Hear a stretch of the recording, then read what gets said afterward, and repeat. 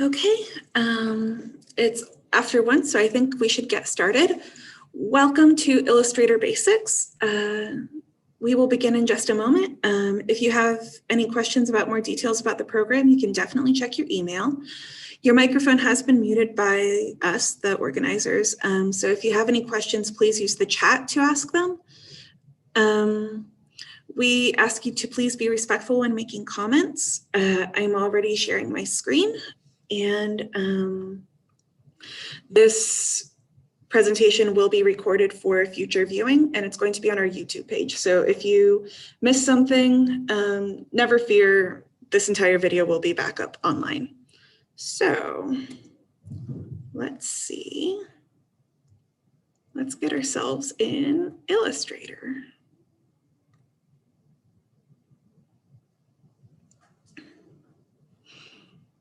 Okay, can everybody hear me? You sound great. Okay, wonderful. So what is Illustrator? Illustrator is a part of the Adobe Creative Cloud, and it is a software used to create graphics and illustrations. Whereas other programs that you may be familiar with, such as Photoshop, work with raster images, Illustrator works with vector images. Now, what that means for us is that whereas when you zoom in really close on an image that you take with your phone, for example, you will eventually start to see some pixelation. And that image won't necessarily be as clear. And even with images that you create in Photoshop, let's say you draw a line in Photoshop, that line will, when you zoom in, eventually start to look a little pixelated.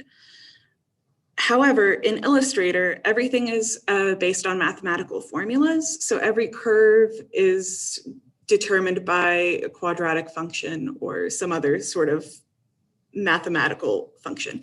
You do not need to know math to use Illustrator, but no matter how far you zoom in or how far you zoom out, the image quality will always be very clear, very sharp. There is no pixelation in Illustrator. Anna? Yes? Would you be able to either get a little bit closer to your mic or increase your volume just a little bit? Is that any better? I think so. I'll let you know if chat requests otherwise. Okay, I'm terribly sorry about that. So when you open Illustrator, you'll usually get this kind of a dialog screen. There's a little what's new icon. I usually just ignore that and close out, and you can see that you can create new on the left. And that's what we're going to do today. We are going to create new. And you can see that there's different settings already. There's common, which is the usual web page, an A4 size document, a letter size document. You can see up at the top, we have different mobile screens. So it already has the dimensions for iPhones and such. There's more than these. There's 14 total. You can see I could just view all presets. But there's also web pages and print. Today we are going to go with print. You can see on the right in this little dialog box, there's an untitled. I'm going to change that to mountains because today we are going to be creating a mountainscape. Now, this is in points. Points aren't a very useful measurement for me, especially if I'm going to be printing something. I recognize inches. So you can just click on points and change that to inches. And you can see it's the traditional 8.5 by 11. It's in portrait orientation versus landscape, and that's perfectly fine. And as for everything else, we are good to go. So I'm going to go ahead and create. And it took us just a second, but here is our workspace. So in the top, you'll see the menu bar. If you use any Microsoft Office products, you'll be very familiar with a menu bar. It has files, so we can create more new things. This is where our save function is. This is also where we exit or print. we also have some other menu dialog boxes that we'll get into a bit later. Right underneath the menu bar is the options bar. Now this options bar is going to change based on whatever tool we have selected in the toolbar, which is on the left. So if I have the selection tool, it's going to say that, but if I have, for example, it is not changing. There we go. The blend tool is a little different. I'm going to go ahead and delete that, maybe. Close out of perspective mode. Thank you. But every tool is going to give you slightly different options. And you'll see on the right side, the docks, the panels have changed as well, depending on the tool. And that will also depend on what we have selected on our drawing. So I think that we can go ahead and get started. Our selection tool, the black arrow tool in the upper left corner, that is kind of our neutral tool. That is our arrow tool. Everything else has specific functions, but I'll usually default to using the selection tool when we're not actively doing something else. So I think that we should start our mountainscape by creating a rectangle. And I'm trying to make this rectangle a little bit larger than my page. And I know it's not very exciting right now. It's just a white block box with a black border. We are going to change that a little bit. So in the options bar, you'll see two little squares up at the top. We are going to go to the second square, this square within a square.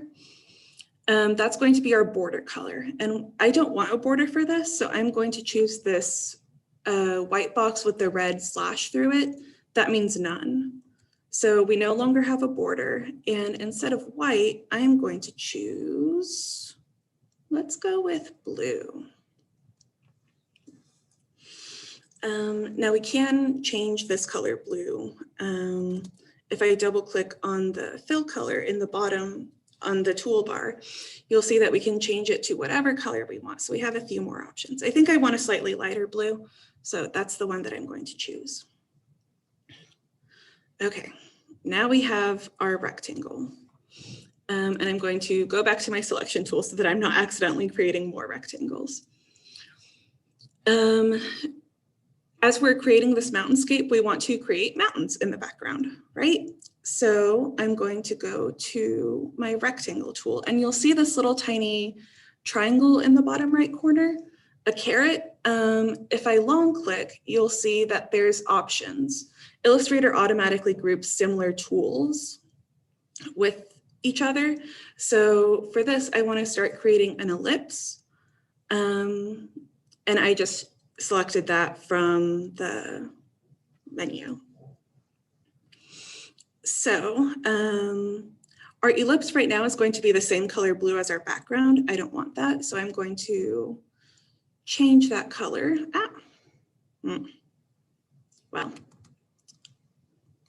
going to change the color of our background again.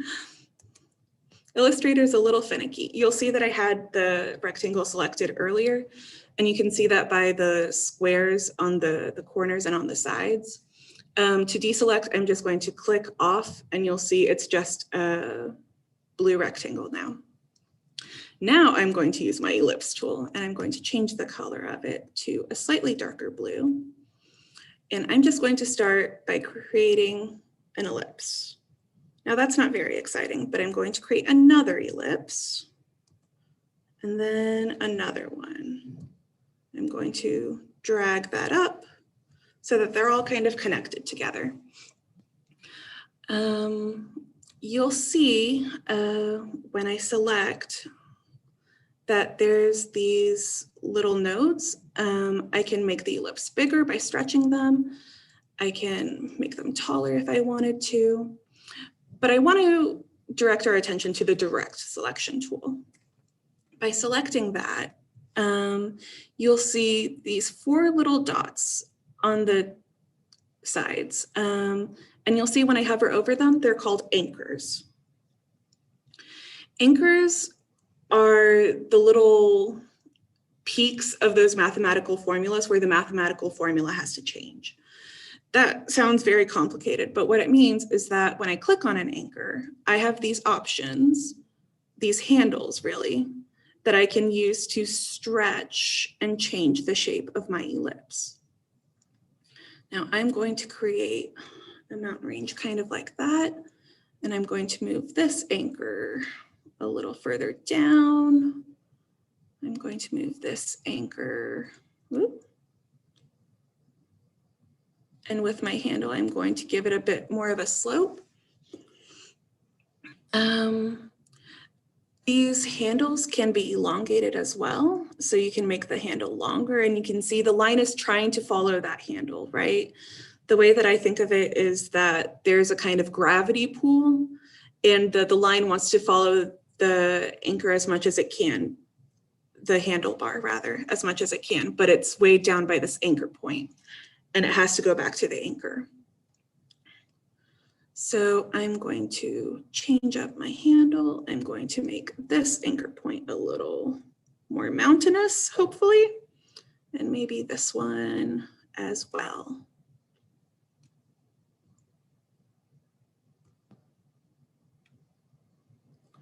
Now it's not perfect, but those kind of look a bit more like mountains in the distance. But what I'm a little concerned about is these sharp corners right here where the shapes meet together. So what I'm going to do is I'm going to soften those by combining them all together. Right now there are 3 distinct shapes, but if I hold down the Shift key and click on each shape, I can select all of my 3 ellipses. And what I can do is I can open up Window and Pathfinder. Pathfinder is very useful for when you're creating shapes out of other shapes, which is what we're doing today. So you can see shape mode, there's a unite function, and I'm just going to tap that. And now instead of 3 ellipses that are overlapping together, you can see that there's just one giant ellipse.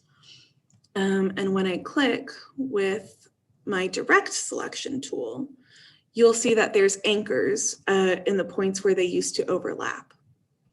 So in my options bar, instead of trying to round these corners out, I'm going to convert the anchor point from a cusp point to a round. And you'll see that smoothed that out a little bit. And I'm going to do the same with my other anchor point. I'm just going to click in the options bar to convert selected anchor point to smooth. And there we go. And of course I can move these anchor points around to make them a little bit more mountainous. If you don't think that my mountains look like mountains, that's perfectly fine. These are the tools to get you to make your own mountains, of course. So as with all things that are artistic, this is really up to your eye. This is up to your perspective. These look like good mountains to me. So this is a good starting point for me. One thing I'm going to do is I'm going to move these anchor points down a little bit more because we want enough for our second layer of mountains. So we could definitely keep creating mountains with our ellipse tool and uniting them and changing the anchor points. But there's other ways to create mountains, of course. I'm going to start using the paintbrush tool. And for this, I want to be slightly darker still and still no stroke. I'm going to create some wibbly wobbly mountains and kind of create a rectangle shape on the bottom so that we can create more layers still. You'll notice that my fill and my stroke switched places. I can swap fill and stroke by going to the toolbar and clicking on those arrows. And if I select the path that I just drew and then do that, you'll see that it fills in. And we're slowly starting to get some mountains. I'm scrolling down just a bit so that I can see what I'm going to do a bit further. Now, as with the ellipse, we can click on the path that we drew with our paintbrush, and you can see there's a lot of little anchor points. All these blue little squares are different anchor points, but we can delete anchor points. Say that I don't really like the look of those. Maybe I wanted to change that up. We can move the anchor points around, of course. And we can convert the anchor points as well. Are there any questions at this time? Nothing so far in chat, but I will happily interrupt you if I see a question. Wonderful, thank you, Hannah. Okay.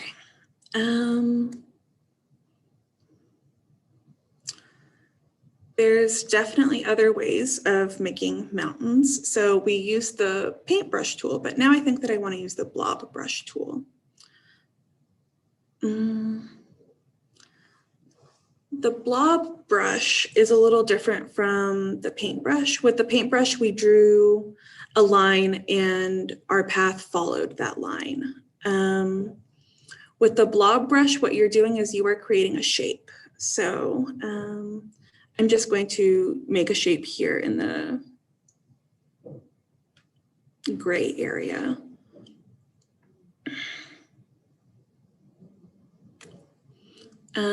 I know it looks like a dot, but when we zoom in a little closer, you can see there's a lot of anchor points. Let's zoom into 100%. You can see there's some areas where it didn't quite overlap. So there's these anchor points in the middle that maintain the shape that I had. And as for the outside of the blob, let's zoom in at 200%. You can see a bunch of little tiny anchor points that created. So with the Blob Brush, you're really working with the shape, and the path that's being created is the outside. I don't know if I explained that okay, but I just drew a line there. If I use my direct selection tool to highlight it, you can see that the line isn't just through the middle with a stroke on it. It's a shape itself that was created. And I can click on these anchor points and alter that shape of the line, compared to the paintbrush tool, where I draw a line and that line is in the middle. With the paintbrush tool, you can apply different width profiles. Let's see, basic. You can alter how thick the stroke is, so I can make that line thicker. I can make that line uniform. I can even apply different textures to it. So this is a charcoal texture, but no matter what, that line is still a line. With the Blob Brush, we're creating the shape.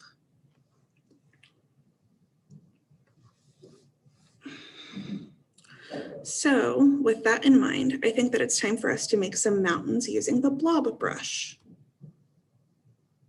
Zooming back out to 50%. Over here, I'm going to create a darker mountain range.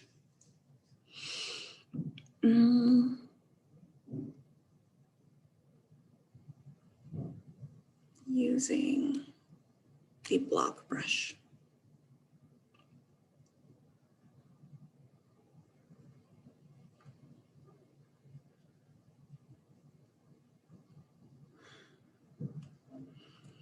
Now, the unfortunate thing is that Illustrator has changed a little bit since the last time I used it, and I can't remember how to change my blob.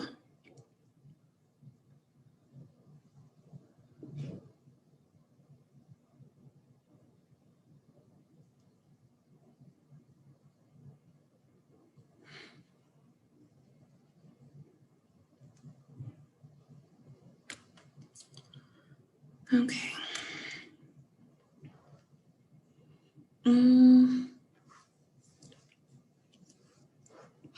So ideally, I was trying to get an even larger blob brush than the 15-point round.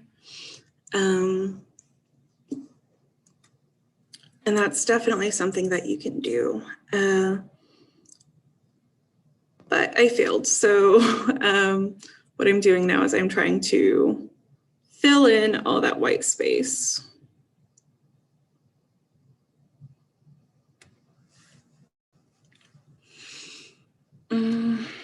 And what I think might actually be better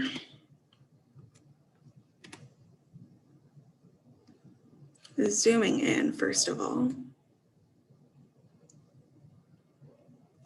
and taking these anchor points and moving them down, as opposed to trying to fill them in.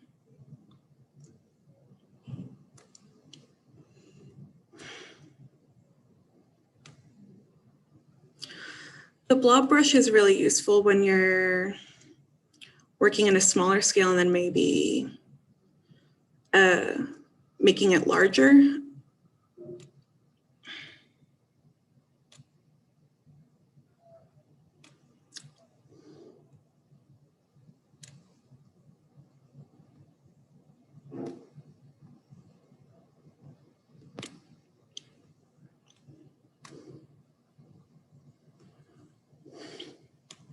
It's useful for more organic shapes. It's useful, for example, for flowers and such. I don't know that many people usually use mountains, but this is a basics class and this is really designed to help you explore the different tools that are at your disposal.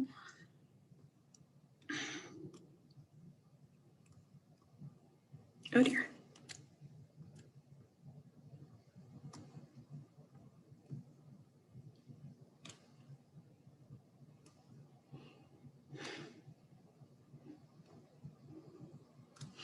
Almost done. I'm sorry for this little detour.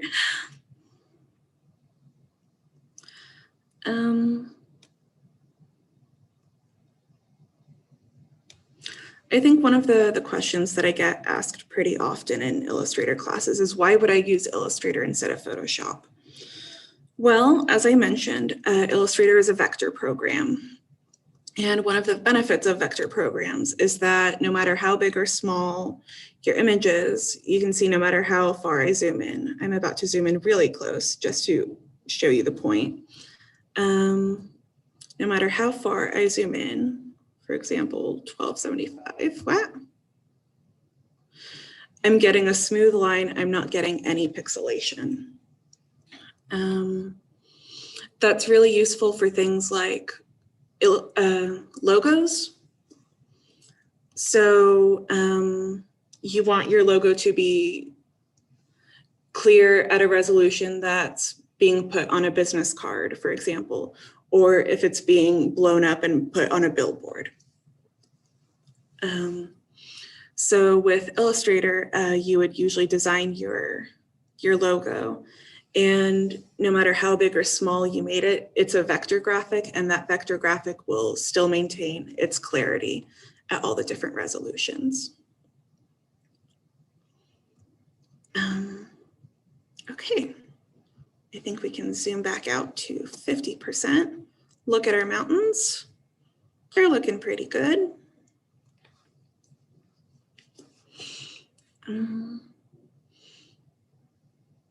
I think there's one more way that I want to show you how to create mountains.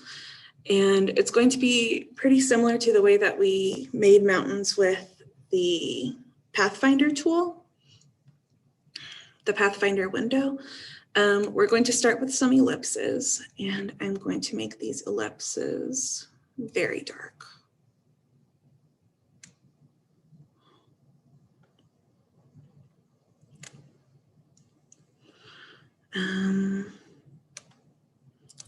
this point, just drawing ellipses. Okay.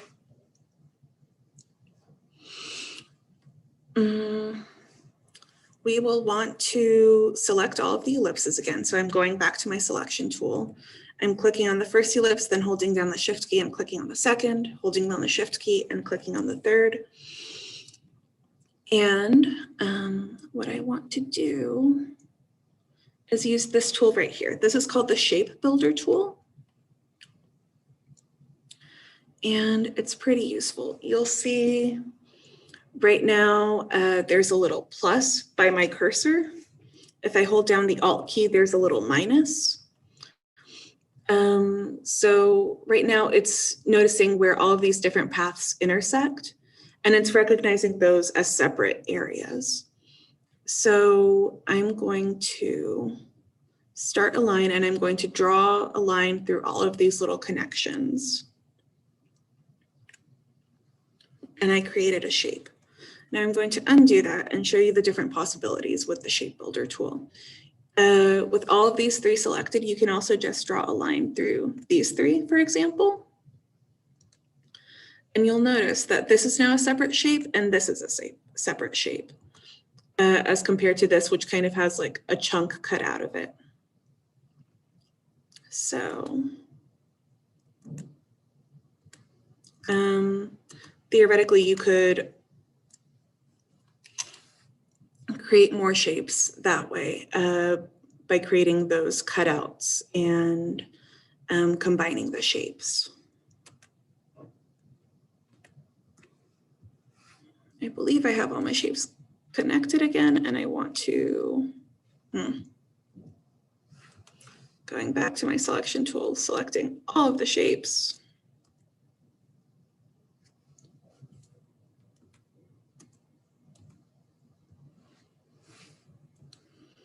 And using that Shape Builder tool to connect them all. And from here, just as before, we can use the options bar with the direct selection tool to select an anchor point and convert it. What we can also do, I'm going to zoom in a little further. You can see over these cusp anchor points where they kind of create a sharp line is this dot.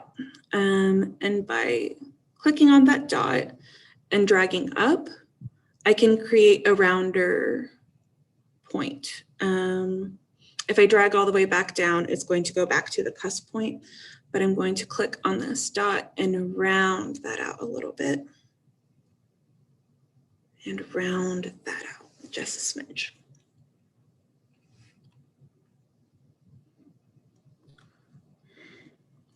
Going back to 50%.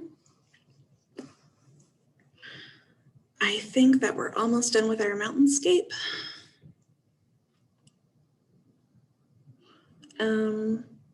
One thing that we haven't really talked about is maybe selecting an already existing layer of mountains and copying that and kind of just moving it down, maybe transforming it somehow.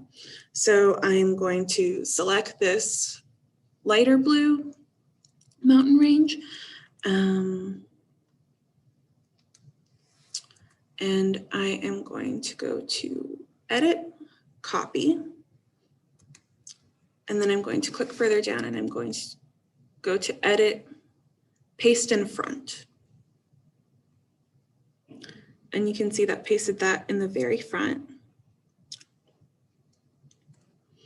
And what I think that I want to do so that it's not as clearly visible that it's a replica of the other shape, I'm going to go to Object and Transform.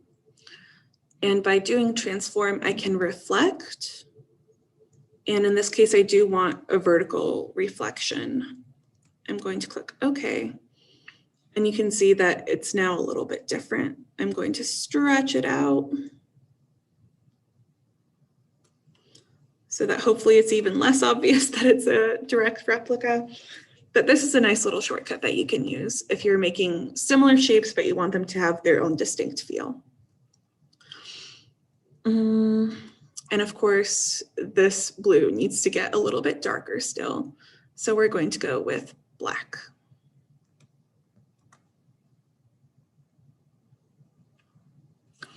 And there is our mountainscape. Now, of course, mountains aren't as smooth as I've been making them. So if you want to make your mountains just a little bit more jagged, there's different effects that you can apply. So let's start with this black one in the front. We're going to go to Effects, and we are going to Distort and Transform. This is one of my favorite shortcuts. I can use Roughen. Ooh, Roughen looks a little crazy right now, but one thing to note is that instead of corner points, we want smooth points. Now that doesn't seem like it did a lot. I'm going to do Absolute, and you can see when I increase this just a little to maybe 0.1.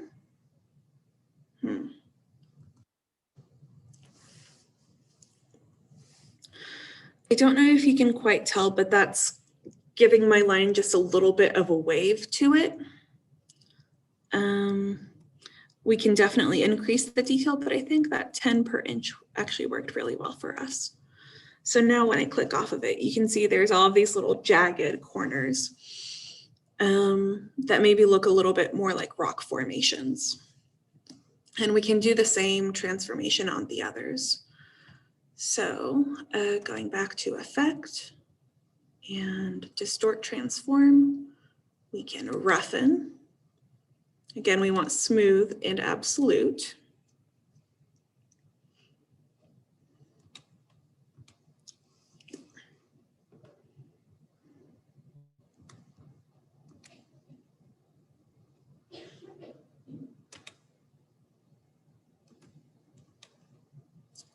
This time I want even less, I think. I want to kind of layer these so that they get less detailed as you go further back. So for this one, I think that I just want 0.04. And that's a very small detail, but I think it's worth adding. And then for the last one, well, second to last, I think that I want to leave the back as smooth as it is. But for the second to last one, I do want 0.02 roughness. Distort, Transform, Roughen. Absolute, Smooth.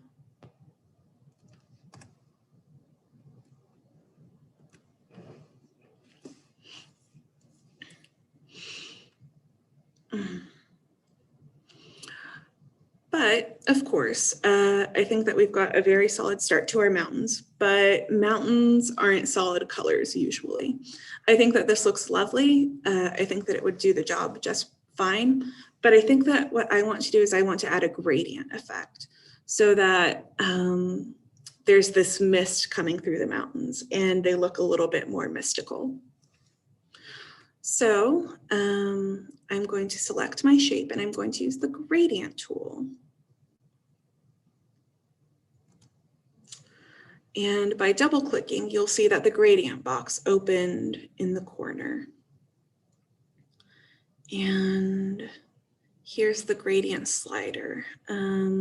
There's different default gradients that you can choose, and you can see that there's different gradients that you can have type-wise. So there's a linear gradient and a radial gradient, and then a freeform gradient. The radial, of course, is building out from the center like a circle, whereas a linear is kind of going from top to bottom or side to side.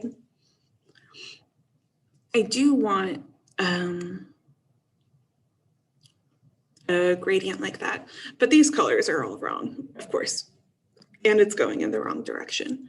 So I'm going to use that gradient slider. I'm going to go back to there. I do think that fading to white is just fine for us, but you can see that the gradient is going from left to right. What I want is I want our gradient going from bottom to top. And I think a line just like that kind of gives you the idea of some mist going through the mountains. And I'm going to repeat that step on all of my gradients, on all of my mountain ranges rather. So we're going to apply a gradient. We're going to double click on this dot on the gradient slider. We're going to choose the slightly darker. And we're going to go back to our gradient tool so that we see that line. And we're going to create a line from top to bottom.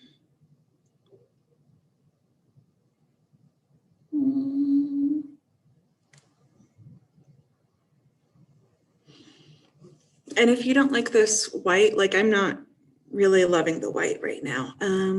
I think what I'm going to do is I'm going to actually choose the lighter blue. And I think that looks like a bit more of a natural gradient. I'm going to keep scrolling down, selecting my other mountain ranges, and applying gradients to them.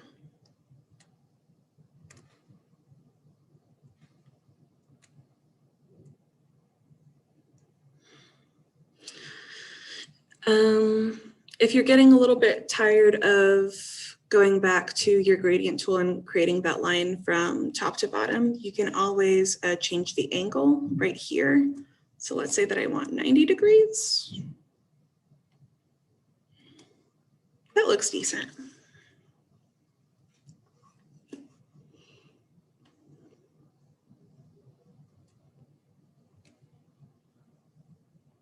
Oh no. So apparently I forgot to include this shape when I was shape building earlier. So let's fix that really quick. Shape builder tool. Okay, everything's the same. Everything is fine. I'm going to apply that gradient again, create it slightly darker, and make this 90 degrees.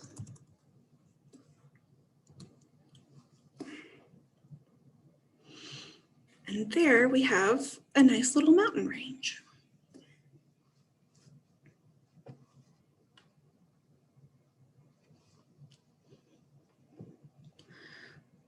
So typically in Illustrator, you're creating logos. And I do want to cover text a little bit.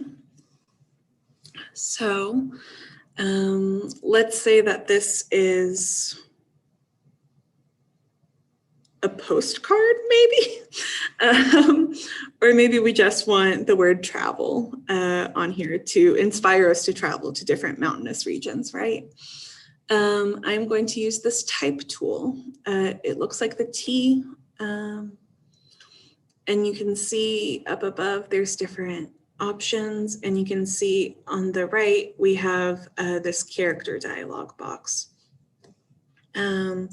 Where it says Myriad Pro, that's the default that Illustrator defaults to as far as font, but we can choose any font that we would like. There's plenty. I think for this, I want script empty bold, sure. Right now, the fill appearance of the text would be that gradient that we had. So I'm going to click on that gradient and I'm going to make it white, I think, because I want it down here on the bottom mountains. I'm going to start typing in travel.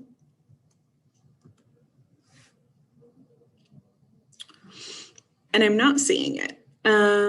One thing that can happen that we haven't talked about yet is that things can get hidden behind each other in layers. So I'm going to open up my layer box and I'm going to open up my layers. The reason why I didn't see it is that the fill is black. That makes sense. But you can see travel is up top and all of these other paths that we created are behind. So every time that I'm clicking on a circle, you'll see that it gets selected with the selection tool to kind of indicate what that shape is. And you can move these around. For example, we could move this one underneath the other. That's not exactly what we're wanting, but it's what I thought had happened. So we want to make sure that travel is on top and all of our other layers are in order. You can think of layers as transparencies. They have an order to them, and whatever is on top is the thing that is most visible to you. So if my travel was behind that, which is what I thought had happened, then you wouldn't be able to see it because the mountain range that we had created is on top of it. But we want travel to be on top because we do want to be able to see it. I think that we also want to make this a little bit bigger. You can see up here in the options bar, there's a font size option. So I can click to my heart's content to make that bigger, or I can just directly say 72. I could even type in a font size if I wanted to. But 72 looks good to me. And maybe we want travel on this side.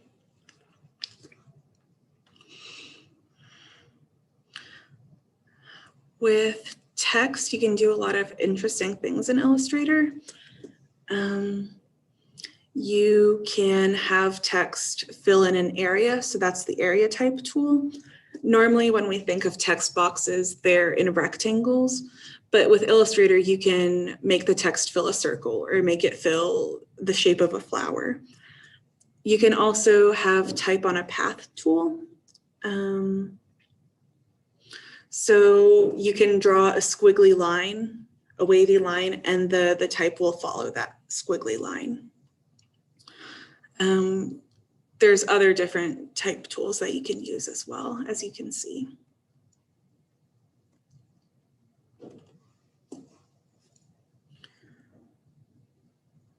So just a few more things that I want to talk about before our class is over. Let's say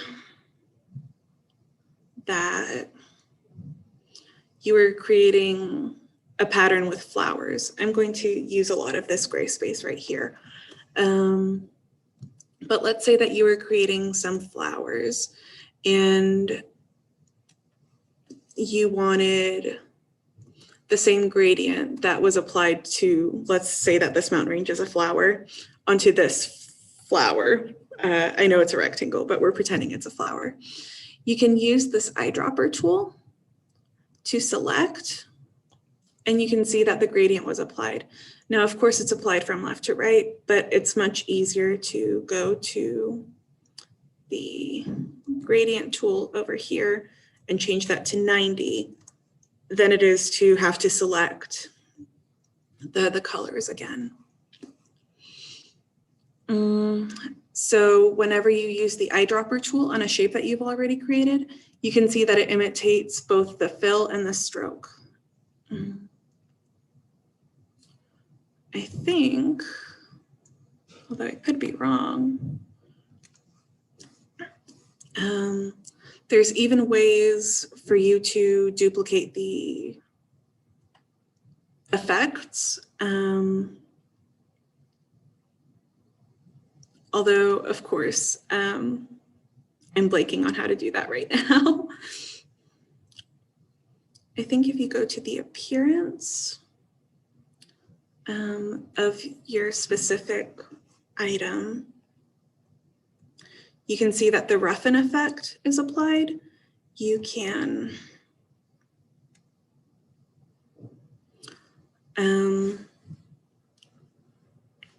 double edit it.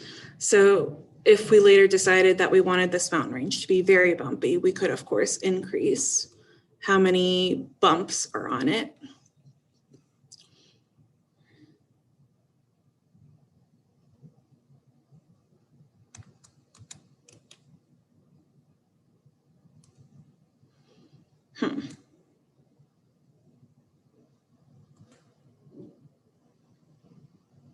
Okay. I don't remember, unfortunately, how to apply the same roughen effect onto different shapes.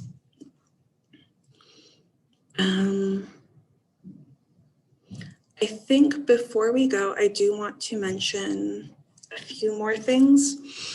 As far as Illustrator goes, I hope that this kind of gives you an idea of the different shapes that you can create and the different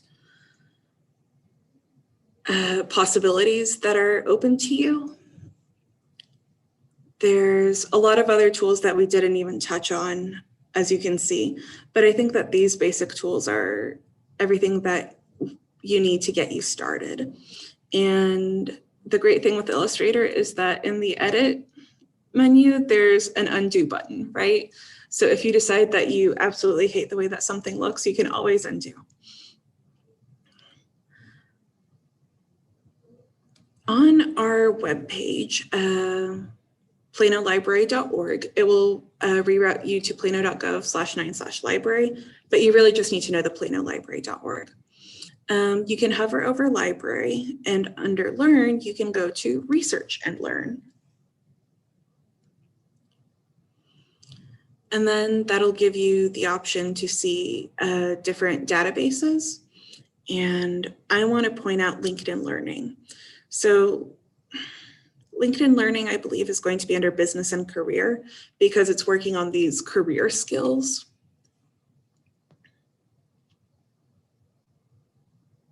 It takes just a second to load, but there we have LinkedIn Learning. You can access now by clicking, or you can just click the icon and you'll see that your library invites you to LinkedIn Learning, and you can go ahead and get started. It's going to ask you for your library card number and your PIN number. The PIN defaults to the last 4 digits of your phone number unless you've changed that on our website. You can go, once you're logged in, you're brought to this kind of a home page. And you can see once you've actually started watching videos, they have top picks for you and they have different courses. You can search in the search bar for Adobe Illustrator, for example, or any other software that you would choose. And you can see that there's different courses. There's 8,886 different videos on Illustrator, which is just mind-boggling. These videos are made by professionals. They're very easy to follow. You can see under level, if we're beginners, we might want to select beginner. And let's say that you're very interested in Illustrator. You might not want just a video, you might want a full course. And that brings us to Illustrator 2021 Essential Training by Tony Harmer. That's the one that I would recommend. You can see that I started watching it. It's 5 hours, 27 minutes long. That may seem a little overwhelming to you, but what you can do is you can flip through the table of contents and see all of the different videos that are broken up. So just kind of like chapters or a table of contents in a book, you can go directly to a separate video. And let's say that we want to learn more about using the transform tools. We can skip straight to that and ignore all of the other videos. One other thing that I wanted to mention is our Plano Library Learns page. So here you can see we have various drop-down menus. Specifically though, we want to go to technology and digital creation spaces. The digital creation spaces are rooms that are available at Parr and Haggard Library. We're also adding a digital creation space to Harrington, so that should be available sometime in the next year. But digital creation spaces have computers that are available with the Adobe Creative Cloud. So you can use Illustrator here in the digital creation spaces. You can also use cameras, microphones, a Wacom drawing tablet. You can use just about everything that we have available in the space. All of the Plano libraries have an Adobe computer, so if you don't want to